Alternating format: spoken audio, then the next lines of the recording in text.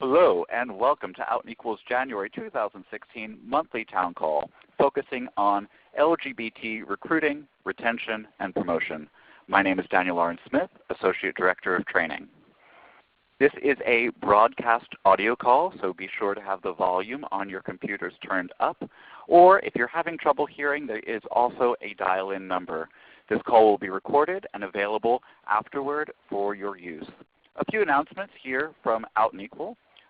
We are doing our virtual summit series, the very best of the 2015 Out and Equal Workplace Summit, presented online as a digital resource for you. Our next one is coming up on February 2nd, and that will be the good, the bad, and the ugly, transitioning and the critical importance of the ally. So we encourage you to sign up for all of our virtual summit series. On February 10th will be our monthly trainers forum for our certified Out and Equal trainers. February 18th, we're very excited to have our kickoff call to the 2016 Out and Equal Workplace Summit. February 24th, we will have a call speaking specifically on global issues in China. Our next monthly town call will be on self-ID, and that will be on February 25th. And in March, we will be presenting our three-part Building Bridges series. March 22nd through 24th will be our executive forum for LGBT senior executives and emerging leaders. And this year we are also including a specific ally track.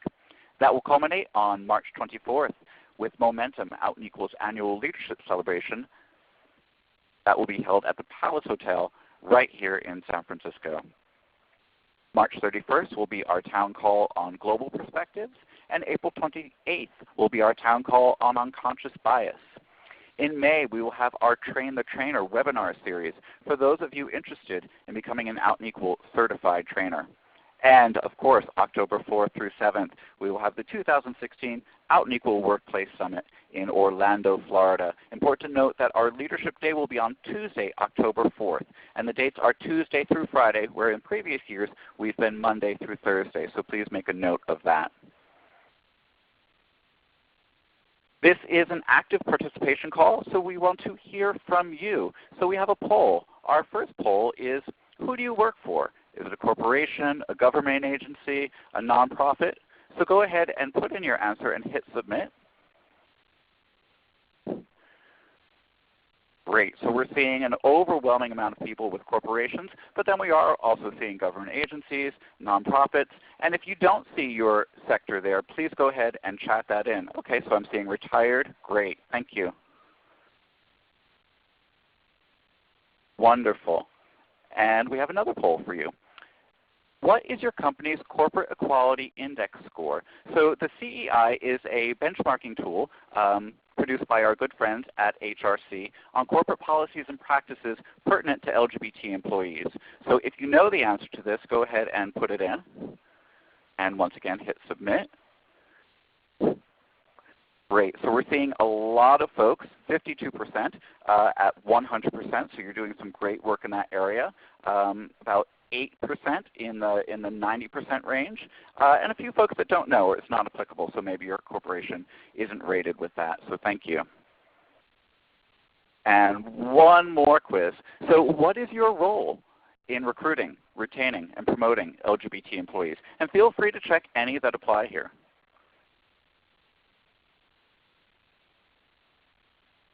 Okay, so a lot across the board. So we're seeing a lot of ERG members, LGBT employees themselves, a lot of ally employees, so thank you for that, and HR and D&I folks. Great. Great. Yeah, we're seeing about 45% LGBT employees and 40% ERG members, so that's great, and thank you all for your hard work in that area. We have a terrific panel here today on our subject of recruiting, retention, and promotion. And I'm going to give them each an opportunity to briefly introduce themselves. And we'll begin left to right with Pat Bailey. Hi everyone, this is Pat Bailey. I'm Director of Training here at Out and Equal, but I'm on this call as a speaker today instead of the moderator. Daniel's doing such a great job to talk about the new community of practice that we formed. And I'm really excited, just like we've done with the transition guidelines and back with self-ID, this is another opportunity we're bringing everybody together, and we'll talk some more about that. And Chris? Hello, my name is Chris Crespo. I'm with Ernst & Young, also known as EY around the globe. And I actually focus on diversity and inclusion now, although I started off as a tax practitioner here at Ernst & Young and got involved in career development. And as a result of getting involved in our HR functions, that led me into a lot of the LGBT diversity and inclusiveness efforts that we have today. And so I help not only to lead all of our efforts around our professional networks, the conferences that we attend, but also our LGBT inclusion strategy around the globe. Wonderful. And Michelle? Hi, I'm Michelle Smith, and I am a senior project engineer with the Boeing Company. I also sit on Out and Equal's Transgender Advisory Committee, and I am the co-chair of the St. Louis affiliate for Out and Equal. In my past, I have been on the leadership team of our Boeing our business resource group since 2006 when we formed it. I just recently got somebody else to actually take over. In the last couple of years, I've been able to develop myself more toward Out and Equal and workplace issues. And we love you for doing it. Thank you, Michelle. And Rick? Hi, everyone. My name is Rick Wilson. I am a director of diversity and inclusion here at AT&T, and specifically what that means is I have responsibility for corporate strategy as it relates to different diversity segments, and one of those is the LGBT community. And that really looks across not only our employee base, but also the other touch points as it relates to our diversity segments. So that includes our customers, our communities, and also our suppliers. I'm also the local chapter president for the Dallas-Fort Worth chapter of League at AT&T, which is the employee resource group, and I'm based in Dallas, Texas. Thank you, Rick. I just want to acknowledge Michelle. I'm sorry, we misput your title there, so sorry about that, but thank you for clarifying. And now Stephen. Hi, everyone. This is Stephen. I manage our development team, and I have a portfolio of key corporate partners who support Out and Equal in many different ways. My role in joining this team is to not only participate for my own benefit, but also because oftentimes in working with our corporate partners, programming, being able to create opportunities for our companies to showcase their work, including LGBT recruitment, is very important. And so when I work with our corporate sponsors, we want to make sure that we provide opportunities to not only learn from us, but to also to share their best practices. So this is where it's an opportunity for our team to make sure that we're in line with all that you are working on and achieving in the area of LGBT recruitment, retention, and promotion. So moving on from there, thank you each for introducing yourselves. We're going to talk about why LGBT recruitment, retention, and promotion is important and how it relates to us in the workplace. And then we'll do a little bit of a deep dive on our community of practice. But before we begin that, I would like each of our presenters to have an opportunity to talk about the work that they're doing and the emphasis and importance of recruitment, retention, and promotion for LGBT employees. And in this scenario, we'll go left to right, and we'll begin with Chris. Thank you. Well, for starters, I'd say this is one of those opportunities where each of us can give as much as we can get. And that as I've progressed in my career, I've really seen the benefit of doing that. And I think sometimes when I look back, it really, each of our stories can probably be a lesson in what we can do around recruiting, retention, promotion. I actually had nothing at EY to do with HR and diversity and inclusion, but I asked a question at one point, and that question led to a whole new career opportunity for me in diversity and inclusion as a result of it. I have to admit, having a tax background actually helped with a lot of the benefits question that we have rising up as well. So you use the skills that you have in order to pave your own way forward. But in so many respects, when I look back, the key things that I did were really being able to ask questions that I didn't have to worry about the retention question. I could be out. I could ask the questions that needed to be asked. And that comes to where all of our companies systematically need to provide those safeguards in place so that individuals can not only be the role models and be the leaders, but also not be afraid of career degrading or falling off the track, but also really leverage it as a way to get stronger retention and to get promotions and to get advancement and get visibility. So I think in the long run, I'd summarize this by if we all are doing recruiting, retention, promotion correctly, we are using our LGBT identities to actually help us exceed on all of those different levels, individually and as organizations. That's great. Thank you, Chris, and thank you for all your hard work in that area. And how about Michelle?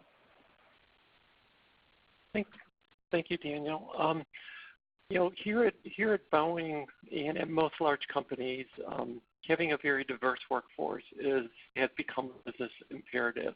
Studies after studies have shown that if you put a group of people in the room that are very similar to each other, you tend to get stuck, you tend not to get the best answers, and it tends to take longer. By creating a very diverse team, you get past a lot of those issues. Well, having that diverse team, and especially in an industry like Boeing where we are dependent on science, technology, engineering, and mathematics, the STEM fields where those pools of people are dropping, it's imperative that we do everything we can to have the largest number of people available for us to choose from. Similarly, once we have them here, we certainly want to keep them as long as we can, because once again, the pool of people is becoming much more limited. There's more competition for those people, and once you get somebody into the company that's really good, really diverse, really helps the company strive and achieve their goals, you really need to keep them there. Thanks, Daniel. Thank you, Michelle. And Rick. Thank you. So definitely echo all of the comments that both Chris and Michelle provided. And from an AT&T perspective, and knowing that we probably have some folks on the phone who maybe aren't a part of organizations that have as an inclusive of a culture as maybe EY or the Boeing company, kind of for me personally, it's a passion point coming from AT&T because we really have had diversity and inclusion in our DNA from the very beginning, but also recognize that there's others that don't have that. And so kind of everything, again, echoing that we heard from Chris and Michelle, all of the business reasons and the return on investment and the innovation and the creativity that can really, really maximize an organization's growth is really rooted in diversity and inclusion and having leaders and individuals be their true, authentic selves so that they can truly add value to the business. And so really, very, very excited to be part of this team. And, I didn't mention at the beginning, but I do have a background in recruiting as well. I did spend 3 years in our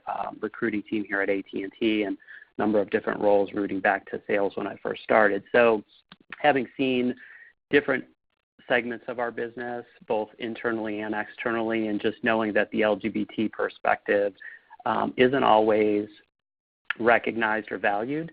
I think after the historic year that we had last year relative to some significant civil rights achievements, there's still a lot of work that still needs to be done. And hopefully this core group and kind of the work that we're doing here ultimately provides some value to the greater business community, as well as the government sector, nonprofits, and anyone who's kind of hungry or needs some of that support and guidance to move forward. Absolutely. Thank you all for sharing your insights with that. And to move us forward, I'm going to pass it over to Pat Bailey, who's going to talk about the scope of our project and how we're moving forward with this community of practice. Thanks, Daniel. I appreciate that. And as I mentioned in the introductions, I've been with Out & Equal now for about 8 years, and one of my first big projects when we came in was the Self-ID Community of Practice was just forming. And I know Chris worked on that as one of the steering committee members on that.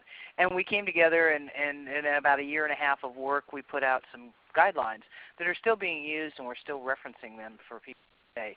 And we found last year at the summit, we had some discussions about this at our executive forum, and there was a lot of interest in talking about recruitment, retention, and promotion. And so we decided we were going to do a featured panel and have a lot of folks come together and share their expertise. And then we kind of trying to pin down a few speakers, we kind of found that people were saying, well, I'm not sure I've got the best practice yet.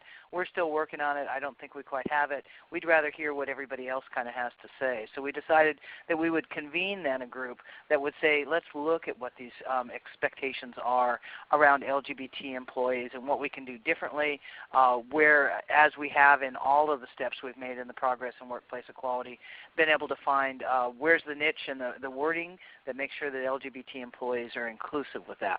I think we're hearing a lot from recruiters about that they need some culturally competent guidelines and, what should I be asking, or what can I ask, what shouldn't I ask, how does this come up and how does it reflect, and to look for themselves if they have a bias that is going to come up based on someone's sexual orientation and gender identity. Obviously, the big piece of that is the business case, and Chris and Michelle and Rick have already mentioned that about getting the best talent and keeping them in the company and working with that. And we see a lot of this work has been happening in the companies that are doing this to the LGBT employee resource group, business resource group, or special emphasis programs on the government side. And ultimately, as people can be in and out in the workplace, we start to see that workplace equality moving along. And so those are benchmarks that we can start to evaluate and say how our company's doing. Because a lot of what I get when I get questions in is we're kind of the theory folks, and a lot of times people want the nuts and bolts. And so we'll do some mentoring or partnering so that you can talk to some of the companies that are doing this, get some idea how they got it through their programs and how they made it happen, and then be able to use that and apply it to your own company. Michael, great comment that you should never ask someone's orientation. That's not your place. Totally true. So that's the kind of the scope of what the community practice is about. So we're going to talk and share practices. We had a meeting already back in December that talked a little bit about some of the areas we are talking about today. We want to put together a survey that we can send out to companies to say, hey, what are you doing? What's the best practices? Have you got some guidelines that you can use and tell us how it's working? Capture what's missing. Is there other areas that we maybe haven't thought about that might be the next horizon, that kind of frontiers of advocacy that we always talk about moving forward to? And what are the challenges? This works really great in a major city, but how does it work in globally in another country that's not supportive of LGBT? Or how about, within our own country and states that don't have protections? And then engaging companies into having this discussion and realizing they can move forward with that and be able to apply and use these and say there's a standard we can measure about. It's going to be a living document, just like our self-ID is. It continues to grow. We do have a community practice group up on our Salesforce community pages. Daniel, at the end during Q&A, will give you a link to go in there. You become a member. It's an invite group, but we'll automatically put you in there. Are there additional considerations that we need to include with LGBT separately, not just as a group of LGBT, but there's different challenges that come up with transgender employees. And is this a multinational solution? How can you do this? Can I scale it from my local company all the way up to all the way across my global network? And making sure that we hear from all the industries and organizations. It's going to be a free resource. It's not owned by any one company or organization, but we're helping to shape that conversation. And again, I would assume that as we finish up this work that we're doing on the community of practice, we'll be able to have more discussions at the summit. So there would be an opportunity coming to the summit and learning more in depth about specifically recruiting, retention, and promotion. The objectives, again, to identify the scope and target of the audience, talk about the research parameters. We're going to work for about the next 6 to 8 weeks, kind of getting a survey together, getting that survey out. So if you're on the call and you're working with a company that it would be interested in responding to that survey, we obviously don't need 20 responses, but you might be the person to take the lead back to the ERG or back to your HR folks and say, hey, can we fill this out and provide some information for the community of practice. And then we'll probably have kind of another level of that where we might do some interviews and say, let's set up a call and chat about this for about an hour. And all that will go into creating a resource guide. And so we're hoping to roll that out fairly soon. And then we're going to go ahead and get that out through town calls like this, a summit, workshops, web resources.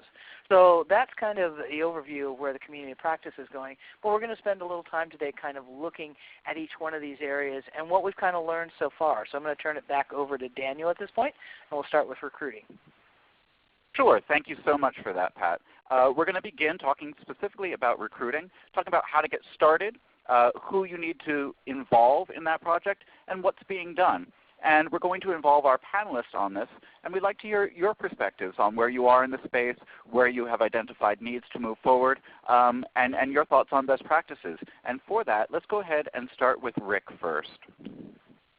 Sure. Thanks, Daniel. So probably one of the first recommendations thinking about the recruiting model and why it's so important to the LGBT community is that if you have an employee resource group or a business resource group within your organization, that you in some way fold them in, whether it be for some type of cultural competency training or awareness for your recruiters. And I share that. I'll use a quick example from last year's Out and Equal Summit, where we did have a team at our booth that was, having soft conversations with the attendees about job opportunities at AT&T. And I wasn't working at the booth the entire time, but I ended up walking up at a certain point where one of my recruiters was actually talking to a transgender woman, and they were just having a conversation about AT&T. And as I was kind of over listening or eavesdropping on the conversation, I could tell that my recruiter was having some challenges, even though she had already been brushed up and prepared about the LGBT policies and inclusiveness for the LGBT community at AT&T. She was struggling to articulate that as she was having this conversation. So I, of course, stepped in and kind of helped her out. But ultimately what I was able to do was really just raise the level of awareness. And being the local chapter president of our employee resource group, of course, I'm super familiar with a lot of the inclusive policies, probably could recite them maybe better than some of the folks that actually work in our benefits teams at times. But it really was an opportunity to really make that connection with the job seeker, because I really think for not only the LGBT community, but even just millennials in general or any job seeker, there have been such positive role models of the LGBT community, and particularly for the millennial generation and those coming out of school right now, that they almost expect it. And so I think that having a very strong recruiting team that can understand and articulate the LGBT experience at your organization is incredibly, incredibly important. And they don't have to be subject matter experts, but they need to be able to feel comfortable talking about it, which my recruiter was. I don't want anyone to walk away thinking that she was uncomfortable or in an uncomfortable environment. She's one of my biggest allies within that team. But she just couldn't get the words out because she hasn't walked in the shoes of someone that was in that community. And so I think that that's probably my first kind of takeaway for the call today, is just make sure you engage your LGBT and ally employee resource group. And if you don't have one, to seek out some of those individuals that you know are openly out or who have maybe shared their experiences with you, so that you can get your recruiting team more comfortable with some of the topics and the subjects that may come up when you're recruiting at a specific LGBT event or not, right? Because our community is really everywhere, right, if you think about that. So that's my first nugget. Absolutely. Great insight with that on engaging the ERG and looking for out leadership to inform that storytelling part of the process. Thank you so much. Let's turn it over now to Chris. I so agree with what Rick said, that if you aren't prepared at that level of recruiter, then you're in trouble the whole way through the whole process. But one thing that really stood out to me, I know at EY when we started a lot of our efforts for recruiting, we focused really heavily on events. And I would just caution anyone, there's a lot of really great events out there. And if that's a good way for you to identify the candidates that make the most sense for you, then by all means go for them. But you really need to be careful that you have a full-blown strategy to go with that. And that was one of our key learnings in the beginning, and that is that we got a lot of great lift from going to things like Out and Equal and even reaching out MBA and targeting different groups to help us identify candidates. But unless you have that strategy that includes things like what Rick was just mentioning, that include making sure your recruiting team knows about the benefits that are being offered and how to talk about the answers when people want it, then you don't have a strategy that's completely building in what needs to be said. And I think a lot of times, my favorite learning on this whole thing, frankly, was reading the Richard Florida book and talking about the really progressive barometer, that LGBT really is the barometer for people in workplaces. Because if many people, as they're looking for that job in an organization, they expect to see gender inclusion and racial inclusion, but still the cutting edge is still, are you on the cutting edge of LGBT? And I think, frankly, right now, that's really around the transgender element right now. If you're being progressive on the trans element, then you've got a good shot of being seen as a very progressive company that ends up extending out to all workplaces and all people looking at your workplace. The name of the book, I should have written it down. It's Richard Florida. Richard Florida is the author. He has a series of books, and I want to say it's the creative, I forget the second word. What we can do is we can also include that in the follow-up email for everybody. Excellent. Thank you. Yeah, thank you for all of that, Chris. And Michelle. Okay, I'm going to look at this just a little bit different. I'm going to look at this from a transgender woman's perspective or a transgender man's perspective. The same problems exist with both, especially in both recruiting and trying to get hired at companies. Probably the biggest issue that most of the people I know have run into have been document issues. It's very likely that things like school transcripts, old former job records, potentially even all the legal records, driver's licenses, Social Security, birth certificates may not match the person that you are actively recruiting. I can tell you from personal experience, in 2007 when I transitioned, I started the intense effort of trying to change all of these things. School records were by far the hardest thing to get changed. They will change them, but what usually ends up happening is your only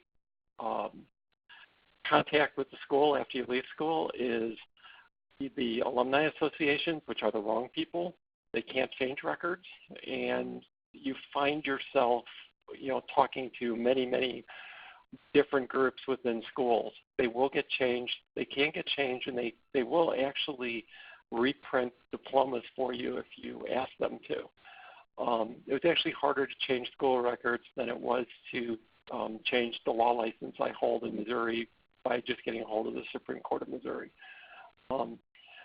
One friend of mine had especially problems with being able to prove their experience. She transitioned at a Fortune 500 company. She got almost immediately fired for other reasons.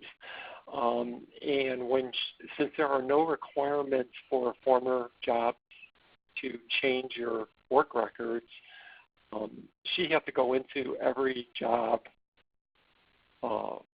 basically saying, oh, but you'll find my records under this name, which was extremely difficult. She ended up changing professions because that was easier than trying to get a job in the profession that she had over 30 years of experience in. So just something that all your recruiters need to know, especially the people who are bringing in resumes and they're doing all this culling and making sure that what you said is true.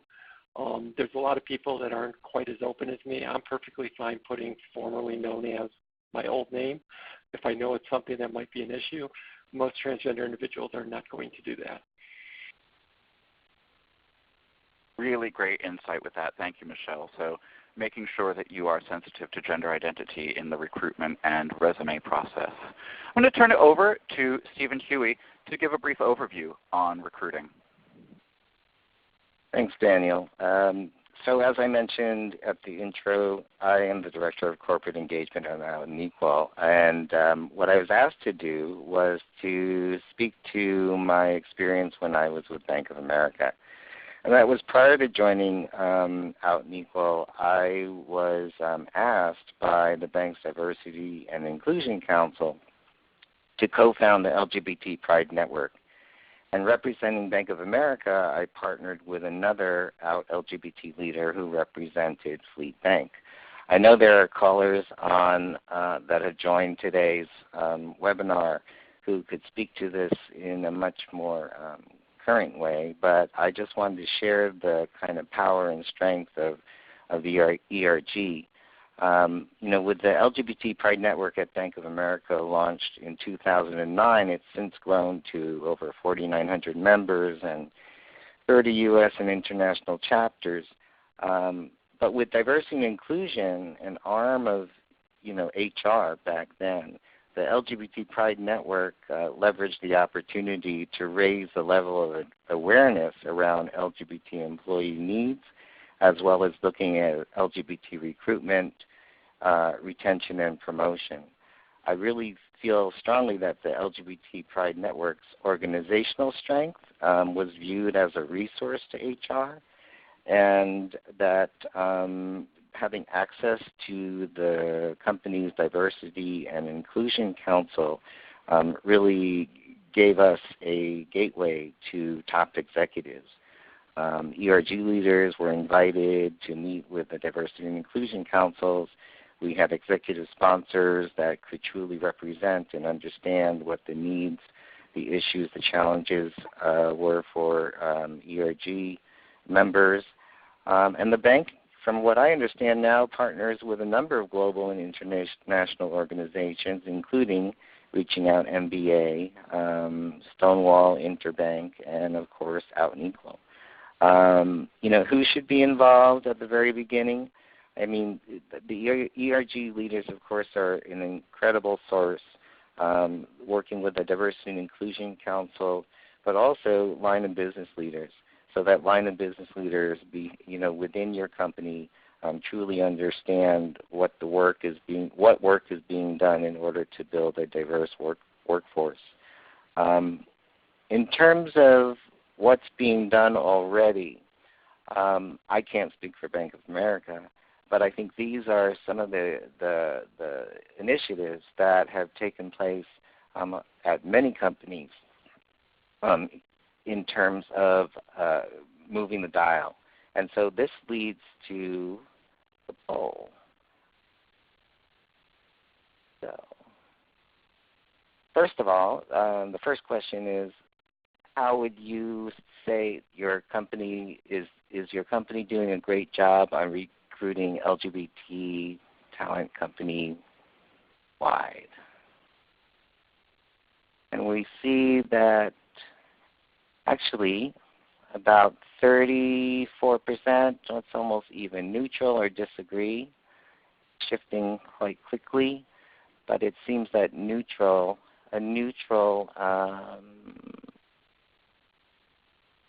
result is showing. So there seems to be a lot of work that continues to be done, need to be done. Very good. And then the next poll is, what is your company doing regarding LGBT recruiting? LGBT is a part of strategic recruiting. You have metrics in place for LGBT employees. LGBT competency for recruiters is in place. You have media materials that represent LGBT individuals and families, targeted recruiting, participating with different, partnering with certain organizations, ERG, BRG support, referrals to that target the LGBT. So it's interesting. It seems that where companies are truly successful and making strides are around ERG, BRG support for recruiting efforts. And then, of course, we're seeing a lot of media efforts around PR and advertising that is doing a better job at representing the LGBT employee. Thanks. Daniel? Wonderful. Yeah, thank you so much, Stephen. And I just want to call out, I'm seeing so many of you already joining us on our Salesforce Community of Practice, so we're really excited for your engagement with that. We're going to turn the table now and talk about retention. Again, we'll talk about how to get started and how to get involved. And I think this piece is absolutely critical because I call it the dollars and cents scenario. And by cents, I mean S-E-N-S-E, dollars and cents. Because what we know is companies invest in their employees, both financially and then with internal resources. And we estimate that in order to replace an existing employee is about 150% of that employee's annual salary. So it's the dollars and cents and why it's good business to retain your top LGBT talent. And with that said, once again, I'm going to turn it back to our panel.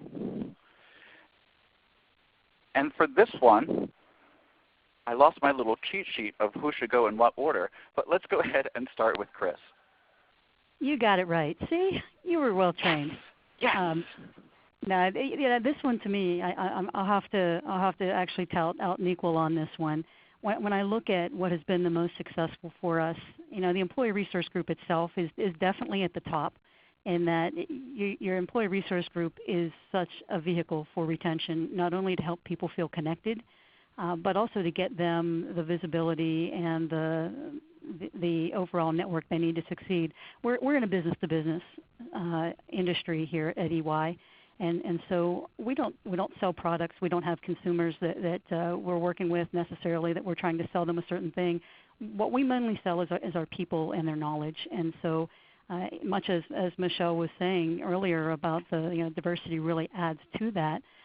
We have to provide the diverse experiences for our people as well to make sure that they're getting connected, they're getting the leadership experience that they would like to see no matter what stage of their career that they're at, and that they're being challenged.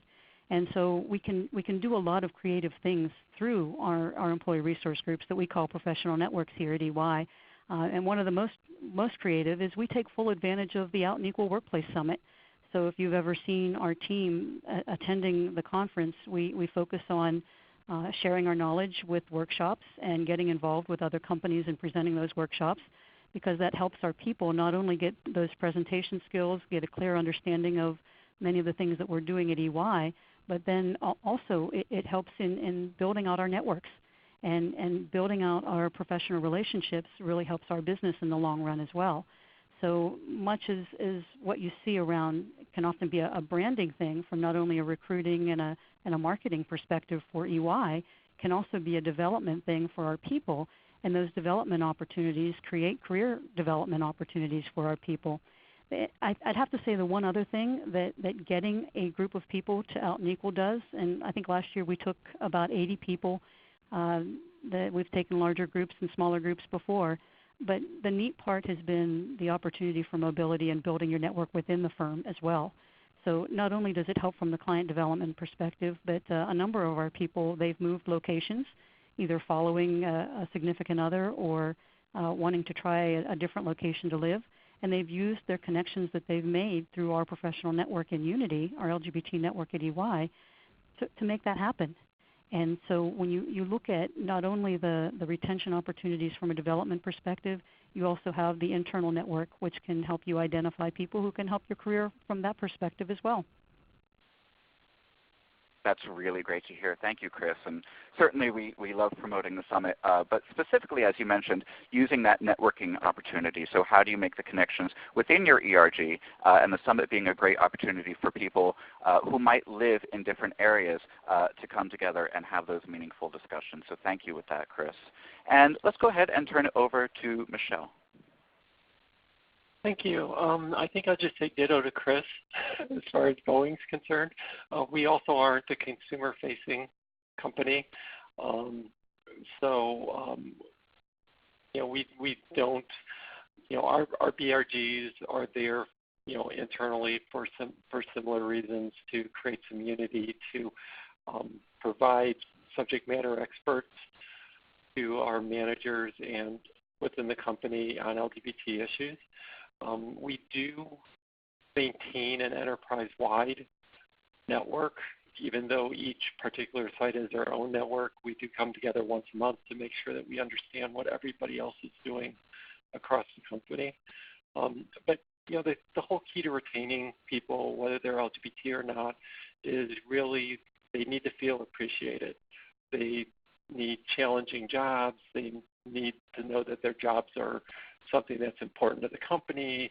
Certainly any financial rewards helps in retention. The ability to get promoted as an LGBT individual is very, very important, especially in places like, Boeing still doesn't do self-ID of people, and we try to keep all of our internal job movement processes colorblind to the point we can, with the exception of, there is a diversity component in job postings to make sure you have a diverse candidate pool for interviews. But it's really about being able to feel comfortable. And I'll tell you, not everybody at Boeing feels comfortable being out, and I'm sure that's true at most organizations. But for those that do, I haven't seen any negative impacts. They are being appreciated, and they are being promoted and rewarded similar to anybody else.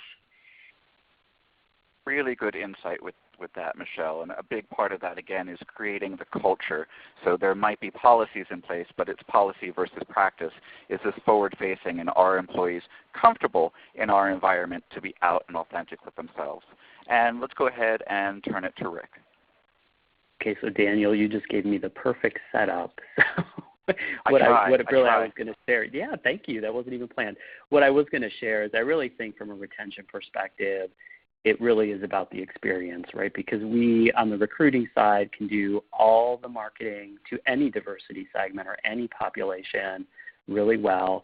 But once those employees come in the door, it really is, what is their experience while here? And so my first point really is around that experience of practice, right? So you could have a non-discrimination policy, but what does that really look like, and how is that brought to life and operationalized within your business? So I think having measures in place that help enforce that, and I'm sure most of the organizations on this call do have investigation units or internal investigators oftentimes within compliance or human resources, but really that zero tolerance type culture can really make a difference, because ultimately we do want our employees to feel comfortable and being their true authentic selves while they're in the workplace. So it also goes to that issue of self-ID that Michelle was just talking about.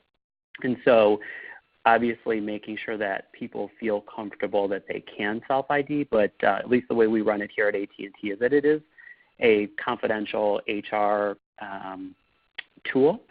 But if someone chooses to be out in the workplace, that certainly is just something as simple as having a picture of their spouse on their desk, and they should be able to do that. So it's kind of that twofold, right? I think a lot of organizations struggle with self-ID to say, how do we encourage our employees, for not only the LGBT community, but also people with disabilities, veterans, et cetera? How do we get them comfortable enough to go in and do these, to check the box, so to speak, so that we've got good, robust data? Because I think when we talk about retention, until we get a good, strong baseline on our data of how many LGBT employees do we have within our business, we have a hard time measuring that. And so it's that cultural competency, it's the enforcement, and basically bringing your policies to life and making sure that it is a great culture and place to work. Absolutely. Thank you so much for that insight, Rick. So just a brief overview on retention and why it's important, because we know that a company's most valuable asset is its human capital. And studies have also shown us that out employees are actually more productive than their closeted counterparts, and they're also more loyal to their employer. So things that can be done is making sure that you're including with new hire orientations, whether there is an LGBT employee resource group or business resource group, making sure that you have full and protective benefits for your LGBT employees. And we want to make sure that we're including within your health insurance plan transition-related care for employees who are transgender. Making sure that that culture and climate is open and accepting, and that is a forward-facing, visible resource for all of your employees. Making sure you're doing those engagement efforts. We talked about metrics and self-ID, and putting in place, if you don't have one already, an employee resource group or business resource group. Also think about how your LGBT employees have access to senior management. Is there an opportunity for mentoring or even reverse mentoring where your LGBT employees can be informing senior management on policies and protections that can be put in place to create that inclusive culture? We want to turn the tables to you again, and we have another quiz. So this is an opinion poll. My company is doing a great job on retaining LGBT talent company-wide. Go ahead and put in your answer with that. Okay, and we're seeing about 50% of you saying neutral, so one or the other. Good, good. Thank you for sharing with that. And one more poll. What is your company doing regarding LGBT retention? So go ahead and put in any or all that apply. This is multiple answers here. Okay, so I'm seeing a lot of access to senior management at 43%, that the ERG, BRG is part of the onboarding process, and full benefits, and that's really a critical and important piece. We're now going to talk about promotions, so advancement for LGBT employees and eliminating the lavender ceiling for moving up on the company scale. Let's go ahead and begin this one with Michelle. Thank you. Okay, I will start by saying it is possible to transition to a Fortune 500 company and get promoted. Personal experience, I transitioned in 2007, and in 2009 when a job got posted for a new position, which was a great hire that I was, and I applied, I got interviewed, I got the job, so I can tell all the transgender individuals on the phone today that it is possible to transition. Now, I will caveat that a little bit. The new job was with a group that wasn't directly involved with my transition, although my transition at Boeing was pretty, I won't say public, but there weren't very many people in the St. Louis area that didn't know somebody was transitioning, and that number was only slightly less, not knowing it wasn't me transitioning. Daniel was talking about things like access in the last part, access to the senior management. Our promotion guidelines and our job posting guidelines are pretty colorblind. You see a job you want, you apply for it. The recruiters, call the list based on experience, and then there's a diversity check, but the diversity check is looking at is there at least some diversity on the panel of people you're going to interview, so you don't end up with 5 males or there's no women involved. They don't really have access to anything else. They're gauging gender to some extent by name. They do have access to our employee records, but we, on our employee survey every year, we don't self-ID anything. So the only demographics that show up that come through any of our systems are basically just where are you working now type demographics.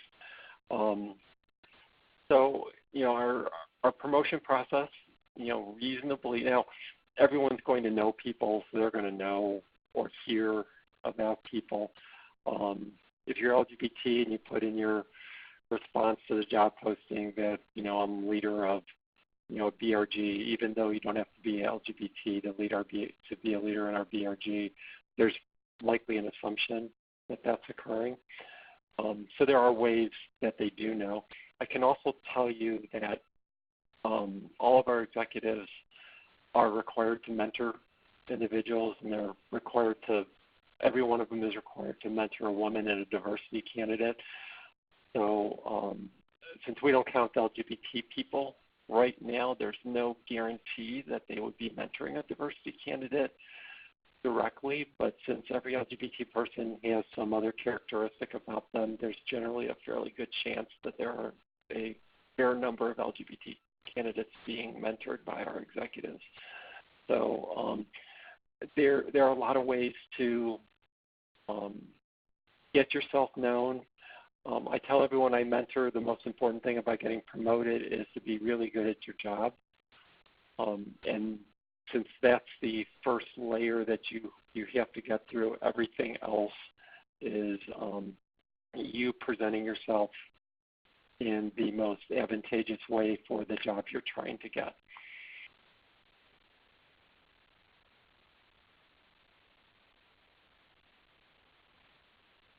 Daniel, are you on mute? And Rick, I think you're up next. Okay. Definitely. Yeah, so definitely agree with everything that Michelle said, and that was really where I was going to lead off with is I think from a promotion perspective, it really is you lead with your job performance first, and then just being yourself. That's almost secondary in terms of kind of what you bring to the table, right? Because performance is important, but I do think that there is that clear role for HR to ensure that there is diversity, and it really starts with at the senior level leadership and ensuring that there is not only from a hiring perspective, but also from a promotion perspective, that there is diversity of all kinds and that is visible. And again, I'm going to go back to my data point too, again, thinking about the metrics on our LGBT community, if you have a self-ID, is just how important that is. And I'll tell you, we don't, at this point from an AT&T perspective on our promotions, are not formally tracking that, simply because we're still in that, let's get our community and our culture comfortable with self-ID. And so that's a growth area for us. And so, but again, if you have the job performance first and you are your authentic self, that's just part of who you are and the great business results person or professional that you bring to the table, and should not be an issue. Thank you so much. And it's obviously worked well. Yeah, you're welcome. And Chris. I'll just do a quick wrap up because I think Michelle and Rick covered it beautifully, and I'll go ahead and send this link out. I think we need visible role models, and the main reason I say that is there's a lot that our companies can do to be supportive and put the pieces in place to ensure that we have the opportunities we need, but we need out role models, and I think so often that's been the missing piece that we've struggled with in the beginning at least. Was to really show. So I actually just texted out, or I sent out a link to something that Beth Brooke, who is our Global Vice Chair of Public Policy, put out as part of the World Economic Forum, really pushing this issue of making sure that as everyone thinks through how they involve LGBT inclusion, we think about our own responsibilities to be the role models as well. So important with that, the visibility of role models. And really that sends a message across the company that everyone should feel safe being their true and authentic self in the workplace. We'll turn it over to Pat for a brief overview. Right, and I'm kind of on the other side of that, not being successful getting promoted. In my previous company, great reviews, well engaged in the company. I was also co-president of Albuquerque Pride when I lived in New Mexico. And the comment was made there were several manager positions that came up and open. And the feeling is that, well, I'm not sure that our customer would feel comfortable with somebody who was LGBT out there. You're really great. We'll keep looking and we'll make those changes. So it's part of what drives my passion of what I'm doing here. And I think that involvement when you're talking about that mentoring and executives, and definitely this has got to come from the top in HR, and employees who are willing to do that. We still see the numbers are so small of individuals who want to come out, and things like our executive forum and From the Closet to the Corner office talk about those journeys. And that was for a group who's coming up and is already at the leadership level. There's a whole different world out there now for those who are coming into the companies and just starting, with the Gen X and Gen Y and the millennials, their experience of the world, and we have to be able to understand that and adapt that into that. So these are just some of the areas we're talking about, making sure that we can support, and I can move my family. If you're going to give me a promotion, can I take my family? And some of the challenges in government jobs in terms of going to countries where it's not supportive, how do you do that? How do we get that training out and we get the best of our employees? And as Michelle said, the biggest thing is getting your job done and being recognized for that. And again, companies can always tell me how many women are in their executive level, how many people of color have completed this course, that course. So it is part of that metrics piece of that, of self-identification comes in again. And that access. Mentoring programs both with senior management talking speaking to us, but it's also an opportunity we've seen really successful to be reverse mentoring, to be able to be that LGBT person who goes up to that new executive sponsor or new executive in the company and says, let me tell you what my life is like. And that awareness, that one-on-one, is a way we keep seeing the changes. And we're going into a lot more detail with that. But let's see how you feel your company's doing on promoting LGBT company talent-wide. Agree, disagree, neutral, strongly agree? Pick one. And we still got about 155 folks on the call, so we're getting some great data here. So appreciate everybody participating in the polls. And again, if you want to add a comment or a thought, please be sure to use that in the chat. Got a little over half have responded so far, and it's about neutral on 45, 50% are saying that their company's okay doing that. Looks like we've got a stronger agree, about 27%, and we just about got 2/3 of everybody voting here. So move on so we have some time with the questions. So our next question is, again, what's your company doing regarding LGBT promotions? Check all that apply. And if you're not sure about that, that's okay. That's part of what we're trying to talk about, that this might be a great discussion at your next ERG meeting and saying, what are we doing? How are we doing this? How do we get access and have these discussions? As Chris kind of said, she asked a simple question and it launched a whole new career. So it's an aspect that sometimes folks have just not thought about it at management and HR level, and they just need to say, hey, this is a possibility, and there's a growing movement that happens with that. So yeah, I've been excited to see as many folks have been joining the community of practice as well. So I'm going to turn it back over to Daniel, and we'll try to get a few questions in here. We just have a couple of minutes, but we can also continue this discussion in the community of practice. Yeah, and I agree. There are a lot of questions coming in specifically around the metrics and the self-ID part of this. And I'm going to use this as an opportunity to plug our next monthly town call, which will be on February 25th, specifically diving into self-ID. So we encourage you all to join us with that. But we do have some great questions here. This one comes in from Tim, and this is saying, what do we do when we are the only person in a 2,400-person site that's openly out? So no one being out, but a very, very large population base. I'm going to assume that you're not the only LGBT person there, but I'll put that to the panel.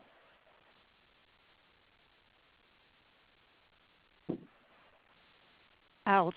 I think you raised the concern to your HR group as to this can't be, and it culturally says something in and of itself. Thank you for that, Chris. Paula brought up a very good question with our last poll and saying that a better question might be, is your company consciously doing LGBT recruitment or promotion? So is it a forward-facing objective of the company? So something to think about with that there.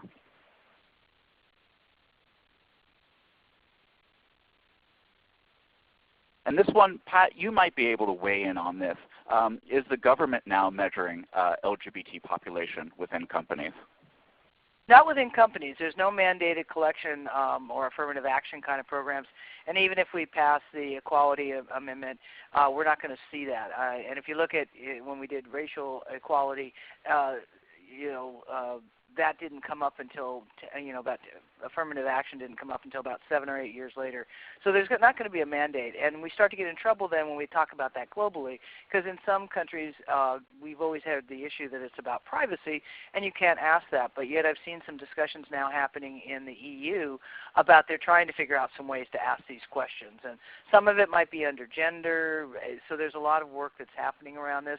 But the government itself has been doing a federal viewpoint survey that have been asking those anonymous voluntary how do you identify questions around military service, disabilities, and LGBT. And they're finding that, in fact, the engagement of those groups are lower than the average. And HR knows that that's one of those issues where people are going to be looking for jobs, they're not as satisfied, not as productive. So there's a little bit of data coming out that way. Great. We are close at time, but I'm going to throw one more question to the panel, and this one comes in from Nancy, and she's interested to hear from the panel about retention areas suffering setbacks and public lack of support for LGBT rights, so places like Texas or Arizona, and how that might affect the efforts.